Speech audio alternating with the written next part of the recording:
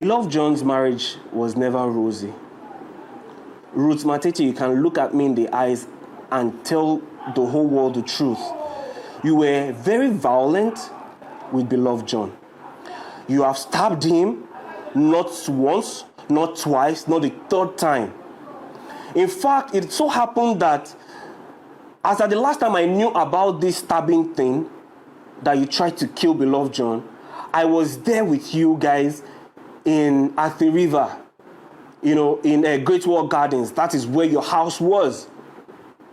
And you guys had a fight, an argument, and you stabbed him. You almost killed him. And for those of you that are in doubt, I'm going to upload 2 of the audio files. Because when that thing happened, I recorded this situation. I wanted to record video, but I knew that I was not going to have the time to start doing that. So I recorded the audio. So I recorded it and I kept the phone in my pocket. While beloved John was fighting for his life, he beat up Ruth Matete to protect himself. He threw her out of the house, and eventually I dragged Ruth. Ruth, you know what I'm saying is the truth. I dragged you from outside. I kept you in the other room. I brought you new clothes so that you can keep warm because that night was very cold. I brought you in. I gave you clothes, and I went to confront beloved John. I asked him, why did you do what he did? And the next thing he told me, I should leave you alone. Because why? You've been like this. You've been like that for years. He has been managing that. And I asked him a question. If you have been managing this, why are you continuing to go on with this? Why are you going on with this marriage? And he said, he has managed it so far, and God is helping him. Well, where are you today? Where are you today? 6 feet. You're dead. It hurt so much, because we both had an heart-to-heart. I know the plans you had. I know what you wanted to do in ministry. You were so passionate about God and what you wanted to do for God and the kingdom of God. But it's just so unfortunate.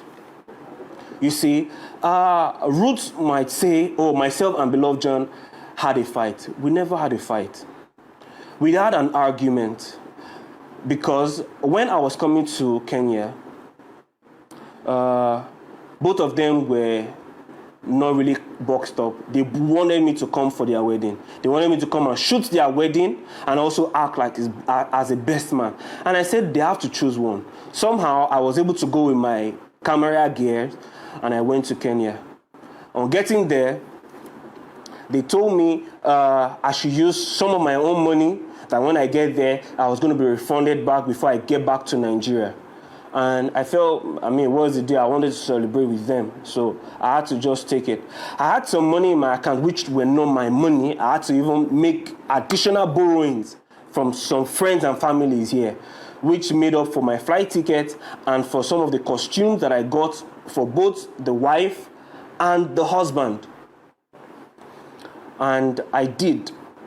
Getting there, it now became an issue to pay back. Beloved just started telling me stories that, don't I see how things are here, that they're not as boxed up? But you lied to me. Why would you do that? So what do I go back to Nigeria and tell those people that have borrowed money from that? How am I going to, augment all that? Then he told me I should give you time. Even Ruth herself, you told me to give you guys time. You were going to pay back. You were going to do this. That you have programs coming up and you're going to use it to refund my money so that I can refund it back to those people I owed. That was what prompted myself and beloved John to argue. And before that, beloved John wanted to come back to his family here in Nigeria. He wanted to come and see his son and his daughter. Yes, for most of you that don't know, he has a son and a daughter. And one of the things we shared was, why don't you come back to your first wife?